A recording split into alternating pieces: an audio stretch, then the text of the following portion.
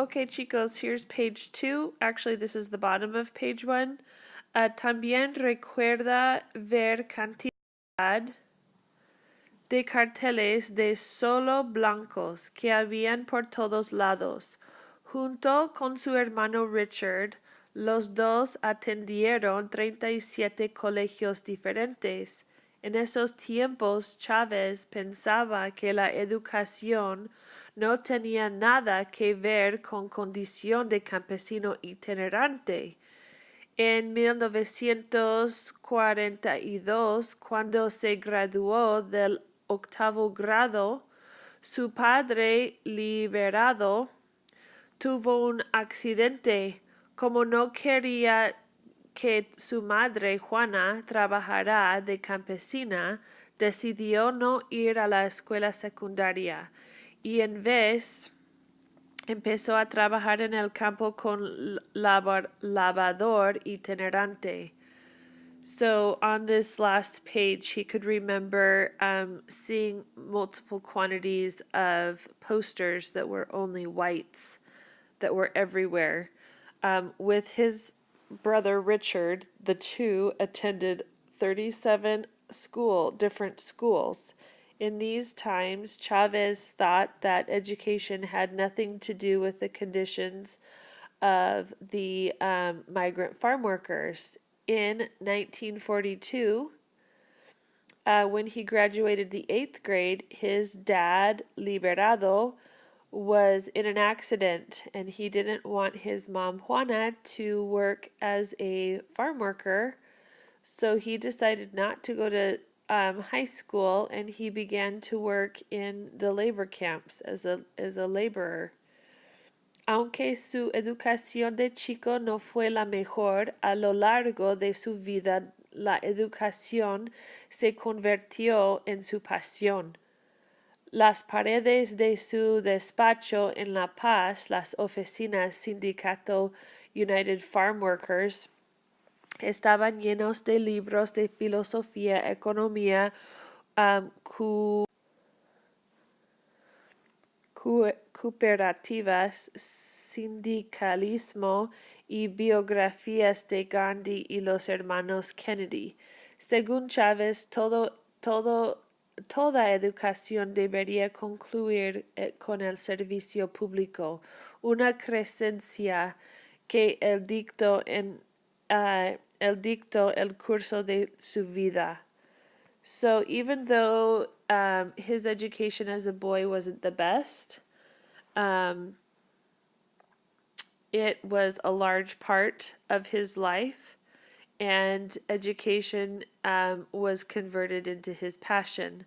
On the walls of his office in La Paz, the offices of where the United Farm Workers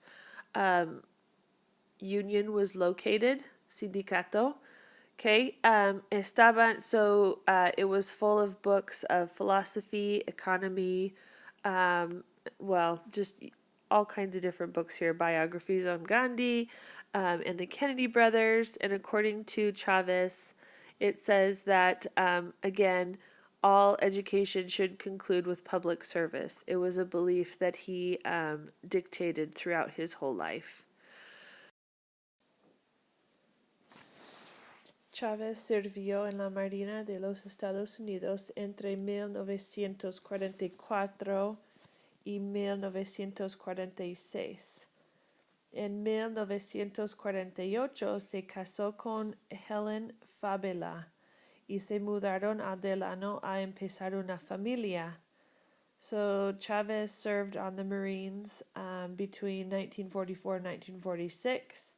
In 1948, he married Helen Fabela, and they moved to Delano to begin.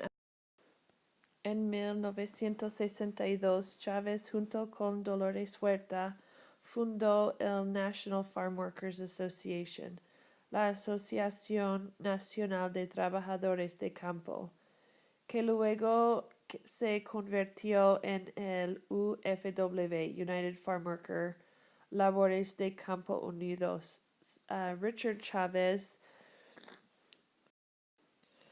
Su hermano diseñó el águila representativo del UFW. César fue el que decidió usar los colores rojo y negro para el águila. Según Chávez le pidió a Richard que diseñara la bandera, pero Richard no podía crear un águila que le agradara. Finalmente dibujó una que le gustó en un pedazo de papel de envolver color café.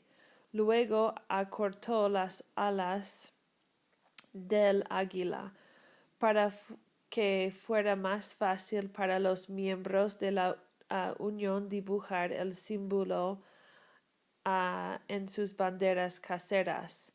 Chávez dijo que la bandera del UFW era un símbolo muy importante, por eso elegimos el águila azteca, para sentirnos orgullosos. Cuando la gente vea la bandera, sabrán que representa dignidad. So in 1962, make sure you guys are writing down your dates here. We've got quite a few that we've had. In 1962, together with Dolores Huerta, they founded the United Farm Workers Association that later converted to the UFW, which was the United Farm Worker.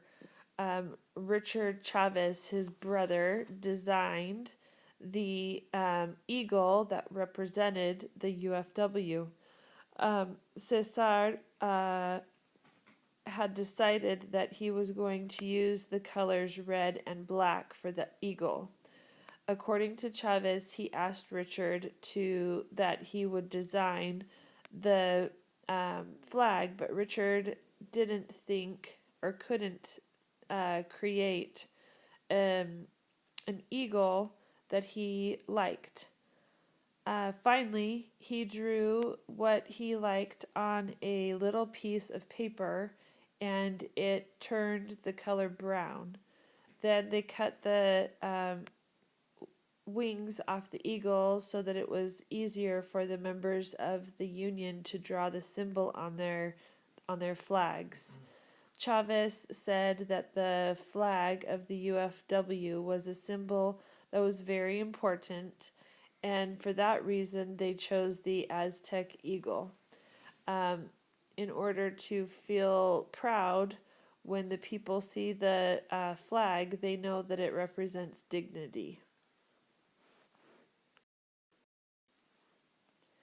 En 1962 la Unión no tenía muchos miembros que pagaban cuotas, pero en 1970, habiendo organizado a casi todos los trabajadores de uvas de los campos de California, el UFW logró persuadir a los cultivadores de uvas que aceptaran un contrato colectivo para todos los trabajadores. Durante dicho periodo, la Unión disfrutó más de 50,000 miembros. Esto fue gracias al incansable trabajo de César Chávez y sus tácticas no violentas que incluyeron huelga, ayunas y marchas de protesto. En 1966, los miembros de la Unión marcharon 340 millas desde Delano a Sacramento. Los campesinos y sus partidarios, que incluyen al entonces senador Robert Kennedy, marcharon llevando pancartas con el águila negra sobrevolando palabras como huelga y viva la causa. Los marchantes querían que el gobierno estatal pasara leyes que permitían a los trabajadores organizarse en sindicatos y negociaron contratos colectivos con sus patrones.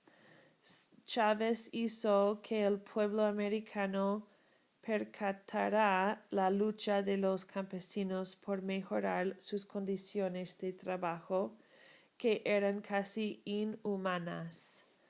So in 1962, the union didn't have very many members that paid, but in 1970, they were organizing almost all of the workers, the grape workers of the fields in California.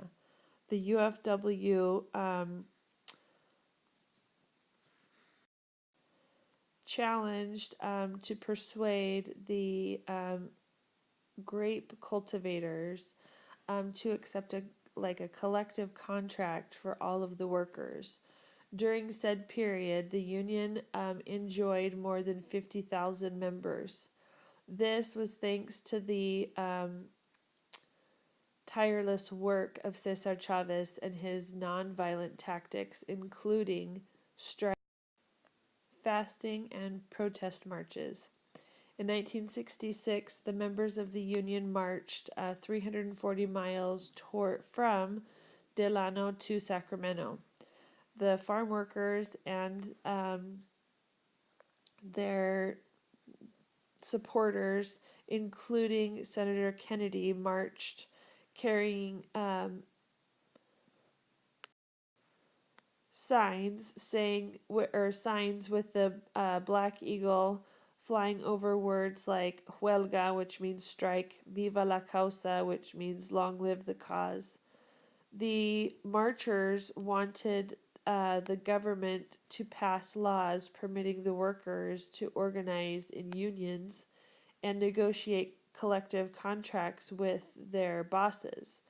Chavez made the American towns fight for the rights of bettering the working conditions of the farm workers that were almost inhumane.